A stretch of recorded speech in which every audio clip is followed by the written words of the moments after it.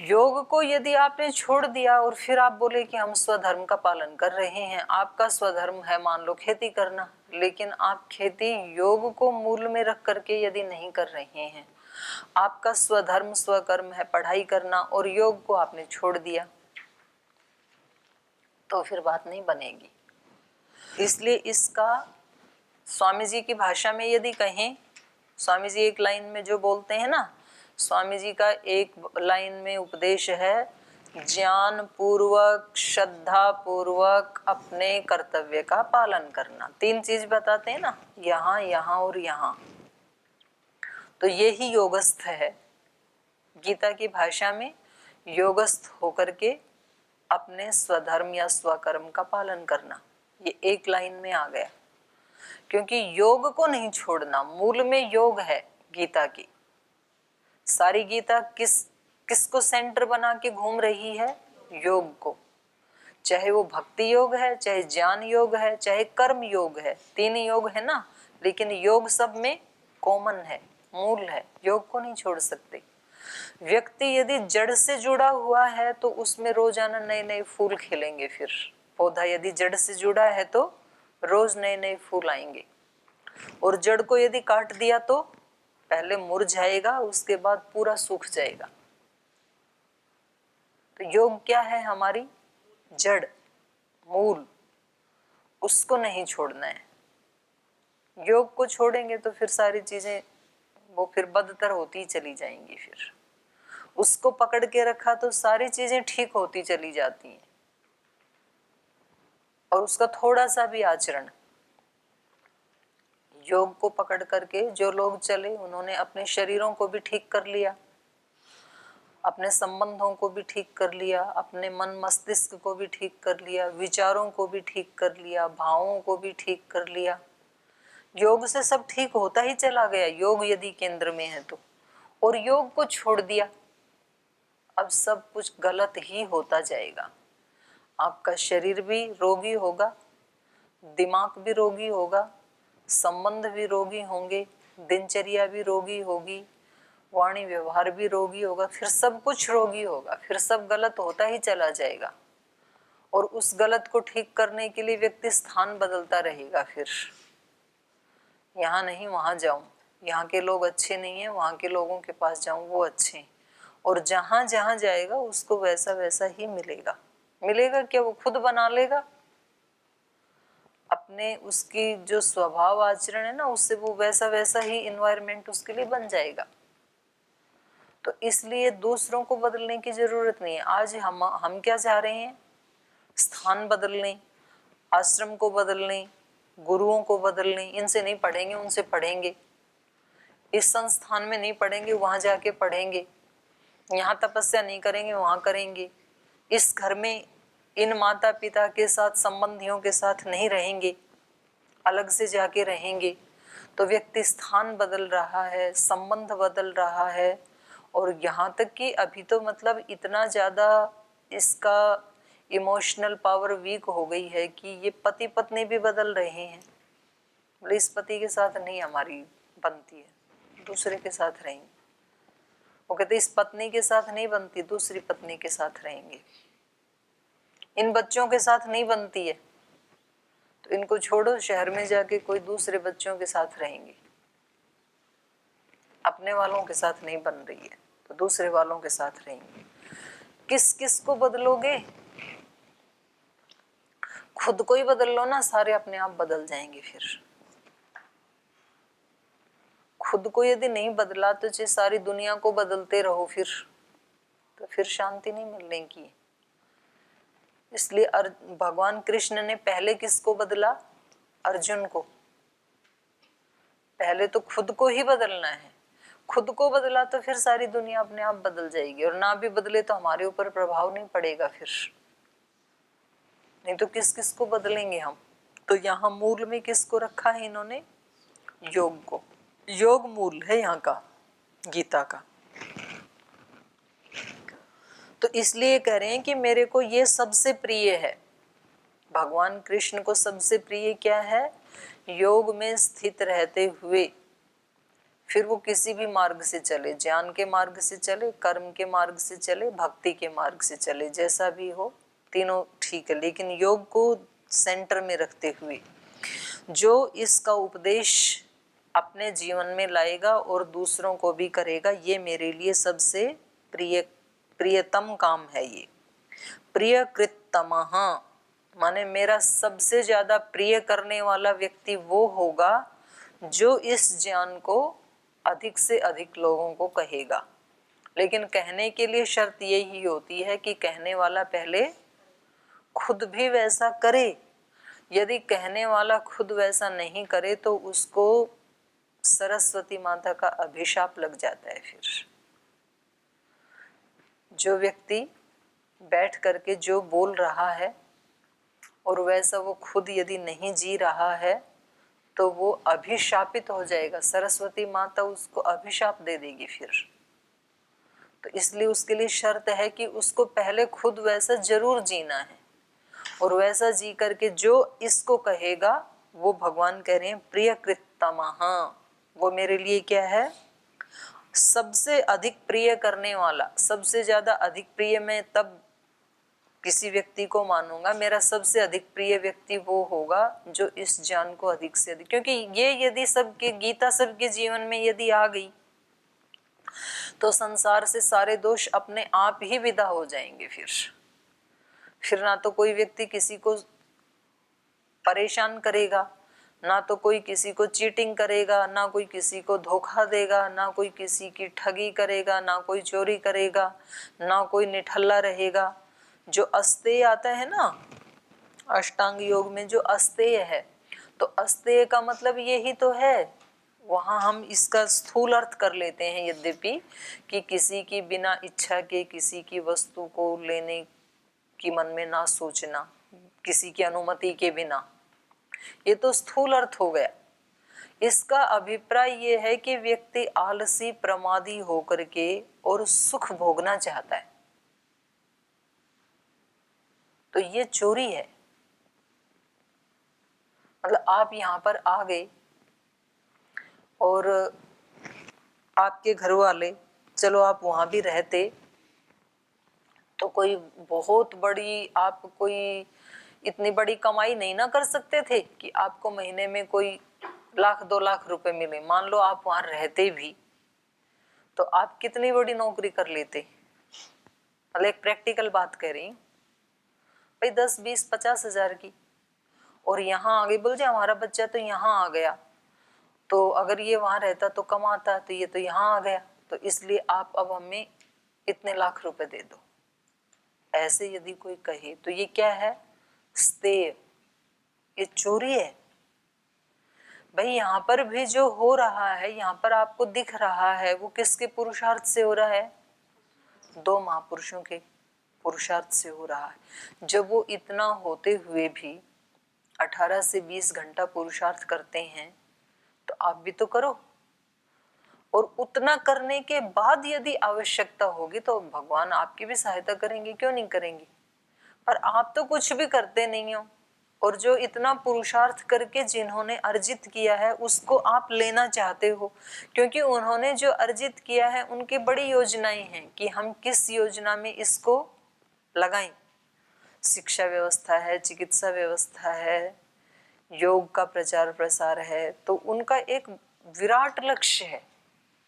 एक एक व्यक्ति माने संबंधों में, जिनको लोक में संबंध कहते हैं, उन व्यक्तियों को पोषित करने के लिए नहीं है ये उनकी बड़ी योजना, छोटी योजना नहीं है।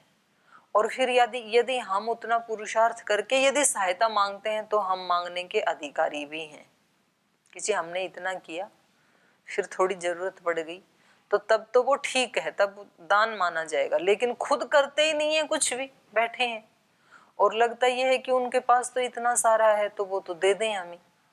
हमारे संगठन में भी ऐसे होता है, हमारे प्रभारी बोलते हैं, सब नहीं, कुछ एक आधा, सबके यहाँ माँ बाप भी नहीं, जो व्यक्ति करते हैं उसी के लिए कह रही। बोल जी संगठन में आजकल तो कोई दान ही नहीं देता है, सब बोलते हैं बाबा जी के पास तो इतना सारा है, तो आप हरिद्वार से हमें हर महीना 50,000 1 लाख रुपए भेज दें तो हम आसानी से जाके शिविर लगा लें। तो भाई यहाँ कहाँ से आ रहा है ये बताओ पहले मेरे को। कोई खान तो नहीं ना आया कि खुद खुद के ला रहे हैं, यहाँ भी सेवा करने से ही आ रहा है। भाई स्वामी जी ने और आचार्य जी ने कहाँ से लाई? लोगों की सेवा की, पुरुषार्थ किया, तभी तो है ना यहाँ। वही काम आप भी करो, आप भी तो अपने गुरु के भक्त हैं ना। आप भी लोगों की सेवा करो और आप भी 8-10 घंटे पुरुषार्थ करो। तो जब इनको दिया तो आपको क्यों नहीं देंगे? आपको भी देंगे। और उतना सारा करने के बाद फिर उससे भी बड़ा कोई काम आपको अपने जिले में या राज्य में करना है तो आप मांग लेना, तब आप अधिकारी हैं मांगने के। तो ये अस्तेय का ये बहुत बड़ी बड़ी रिसर्च है हमारे ऋषियों की। ऐसे ही नहीं बोला उन्होंने कि खाली बैठे थे तो ऐसे उपदेश देते गए, ऐसे नहीं है। बहुत समाज को, लोक व्यवहार को, जीवन को बहुत नजदीक से समझा उन्होंने।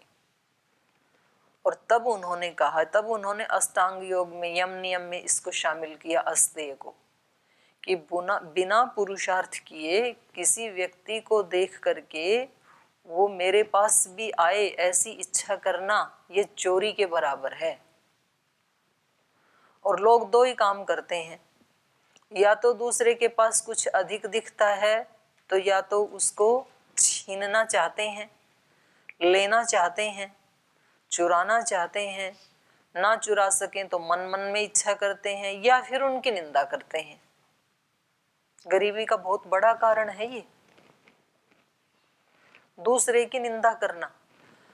सब इकट्ठा कर लिया है, क्या जरूरत है साधु संतों को इतना अपने पास रखने की? तो ऐसे निंदा करने से फिर उनके पास जो है ना वो भी चला जाएगा, क्योंकि लक्ष्मी माता सोचती है कि ये तो मेरा निंदक है तो मैं इसके पास क्यों रहूं, मैं चलूं। इसलिए योग दर्शन में कहा मैत्री करुणा मुदिता उपेक्षा। आपको जो चीज अच्छी लगती है वो चीज जिसके पास है उनसे कभी द्वेष मत करना, घृणा मत करना उनसे, उनको देख करके मुदित होना। मुदित होने का मतलब है आप उस चीज से प्रीति करते हैं, जिस चीज से हम प्रीति करते हैं वो हमारी तरफ आती है। आपको विद्या चाहिए तो किसी विद्वान को देख करके उससे द्वेष मत करना, बल्कि खुश होना, प्रशंसा करना, तो फिर आपके पास भी विद्या आएगी। यदि आपने किसी विद्वान से द्वेष किया तो आप कभी जीवन में विद्वान नहीं बनेंगे।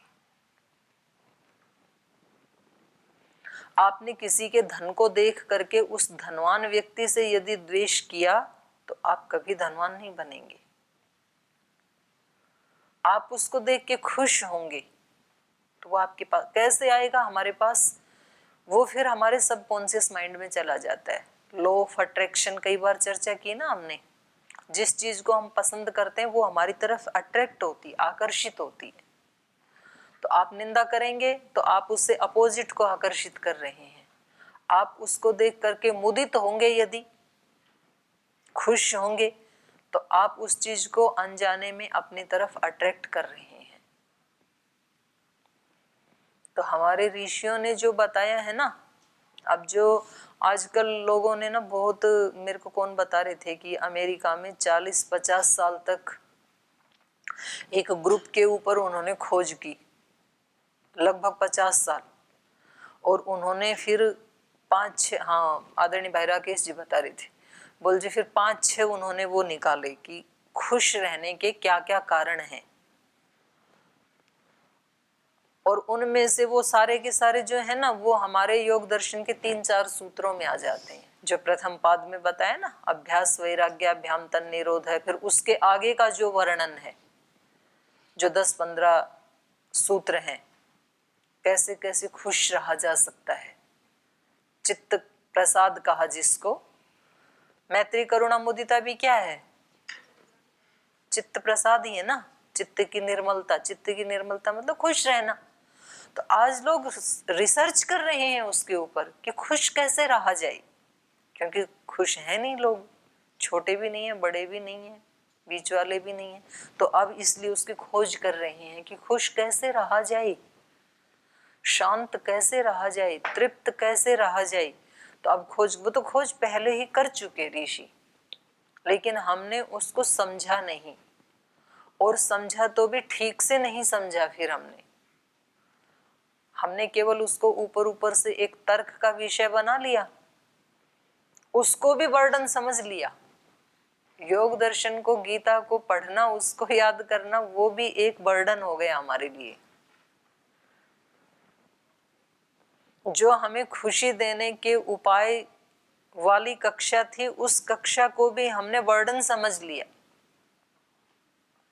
तो वो तो हमारे लिए बहुत जरूरी थी, उसको ठीक से सुनना, उसको ठीक से समझना, फिर समझ करके उसको अप्लाई करना। इसके लिए तो है हमारा जीवन, और है ही किस लिए।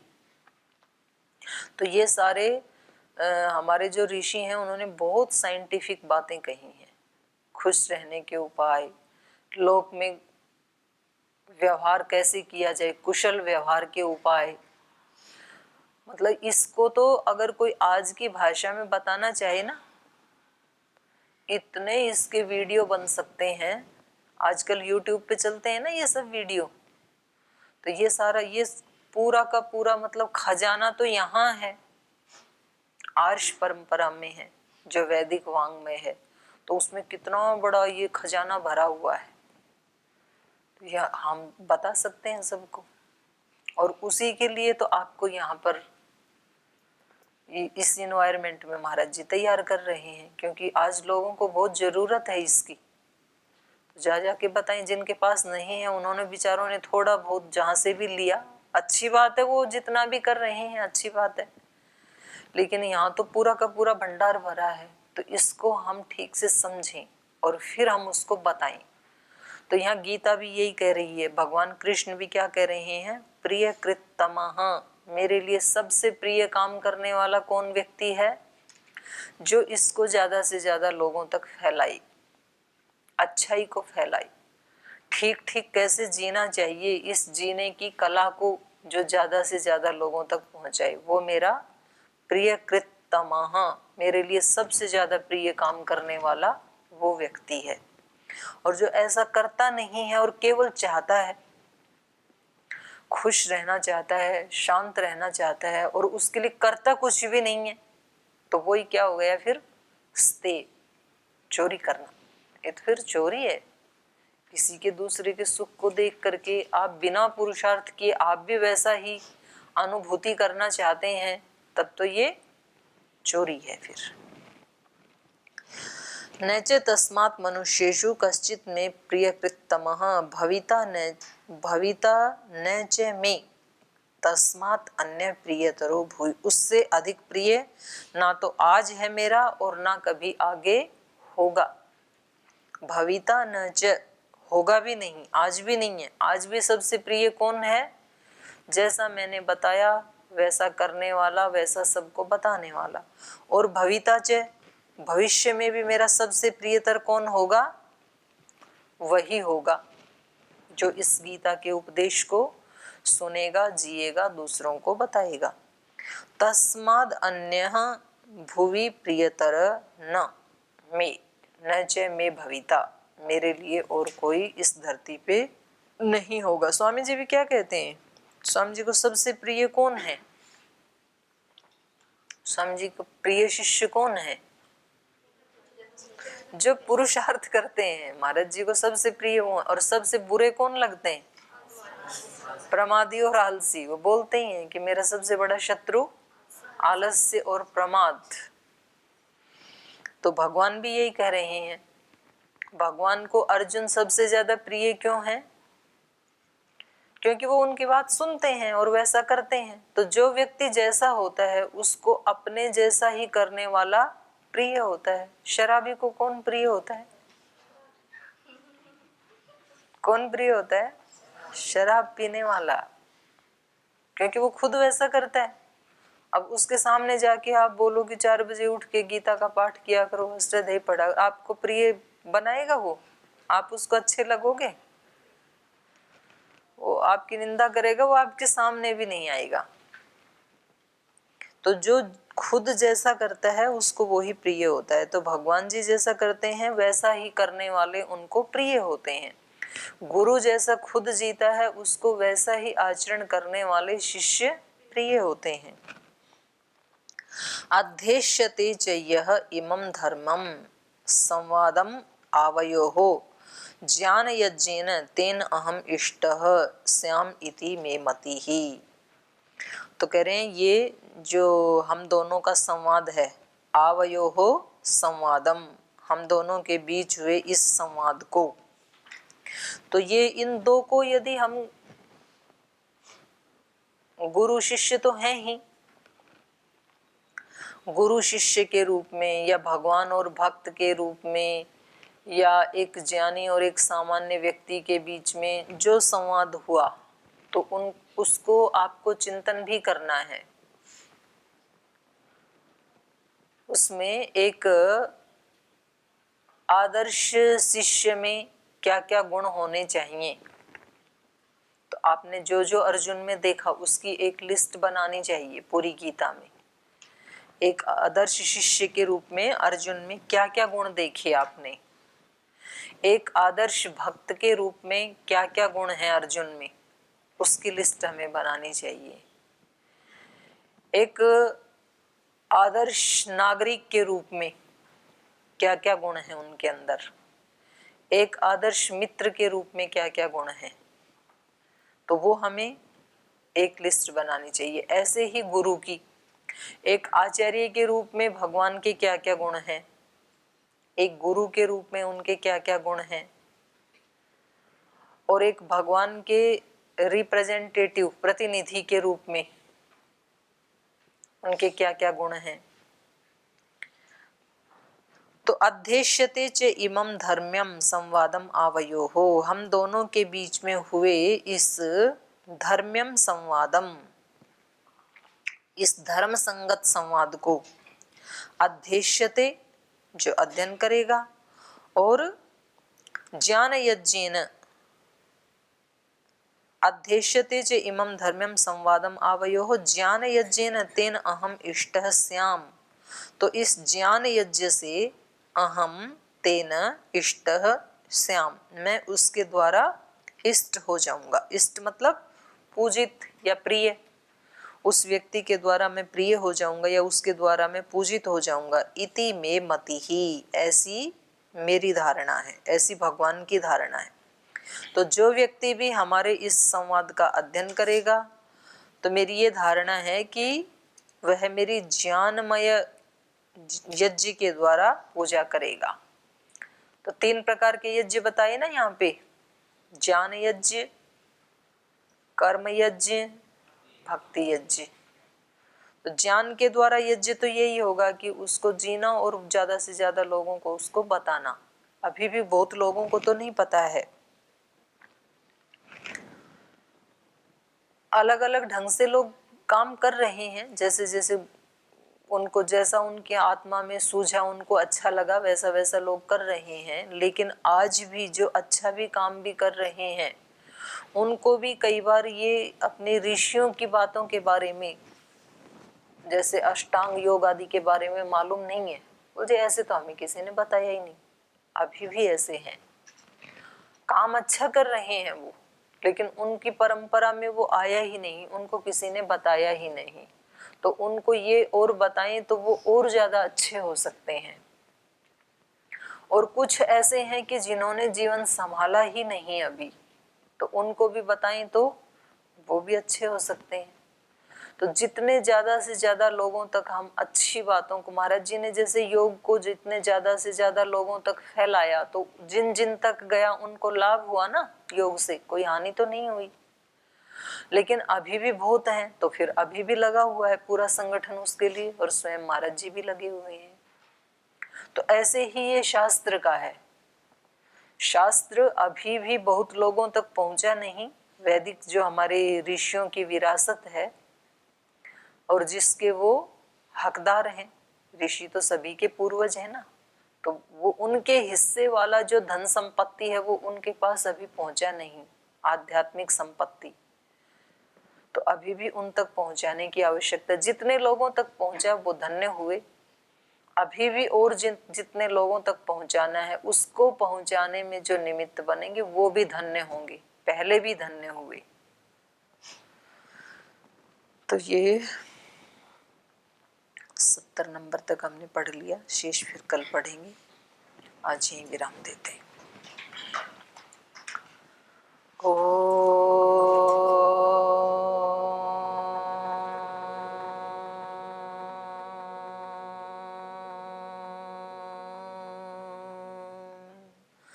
शांति शांति शांति। श्री गुरुभ्यो नमः। हरि के नाते से सब नाते, इससे सभी सुहाते।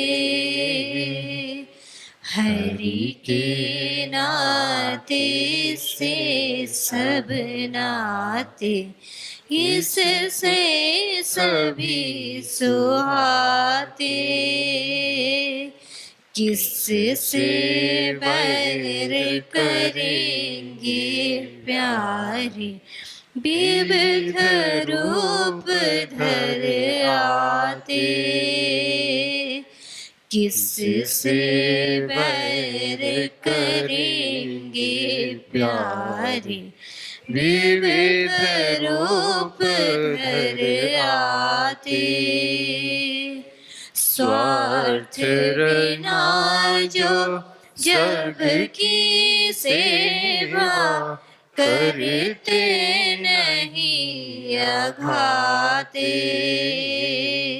स्वार्थ बिना जो सबकी सेवा, करते नहीं अघाते। पर दुख दुखी सुखी पर सुख में, वो जन हरि को भाते। पर दुख दुखी सुखी पर सुख में, वो जन हरि को भाते। हरि के नाते से सब नाते, इससे सभी सुहाते। किससे बैर करेंगे प्यारे, विविध रूप धर आते। विविध रूप धर आते।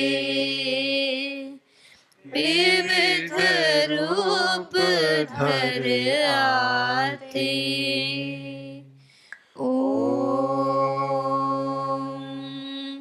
श्री गुरुभ्यो नमः।